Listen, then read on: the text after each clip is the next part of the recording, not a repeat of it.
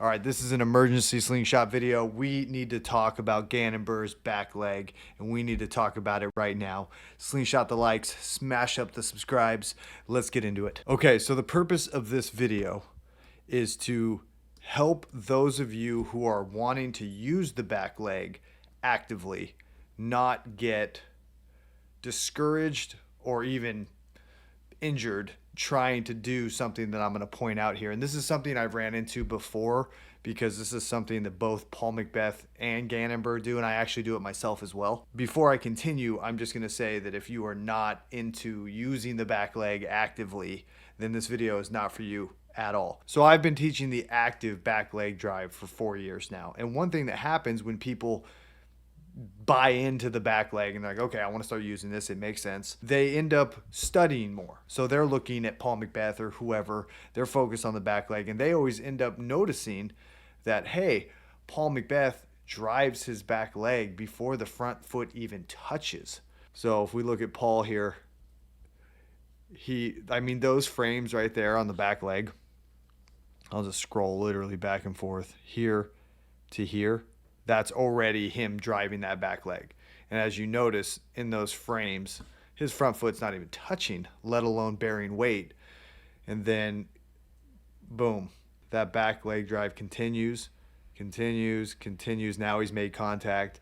All right, now he continues to drive that. So people notice that, and what they do is they're like, hey, I'm trying to do that. If we're looking back at Gannon, this is from his new video where he throws 5,280 feet. If we're looking at his back leg in relation to the front foot not even touching, that frame right there, if you just go back and forth right there where his knee starts to go in a little bit, that's already an active leg drive.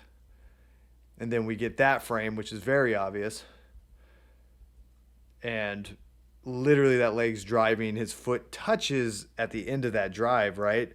But it's still not bearing a whole lot of weight. I mean, this is a really, really advanced, intense leg drive with a lot of internal rotation, right? Like, it doesn't get much better than this. This is elite. Now, this is not a good idea.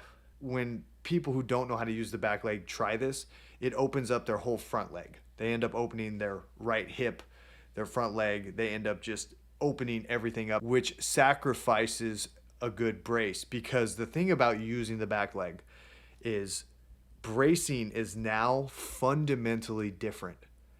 It is so different than the normal front leg brace where you put all that weight down on your front leg all at once. Now you have to come into it a little more light on your feet, a little more light on your right foot, and the brace sort of forms as you're driving. And it needs to be learned from a standstill to a one-step to a slow X-step, two-step, then slow X-step, with a series of drills that teaches you how it feels to brace this way. This thing where the back leg drives before the front foot even touches, that will happen naturally. It will just happen on its own. It happened to me. Trying to force that like right away, it does not bring good results. Now, I'm not saying it might not work for everybody. Your back leg needs to work on coordination more than anything, because it's your weak leg. You're playing baseball left-handed. Even if you have strength there, you might not have coordination. Sling a notification bell. Slingshots for everybody. I'm out.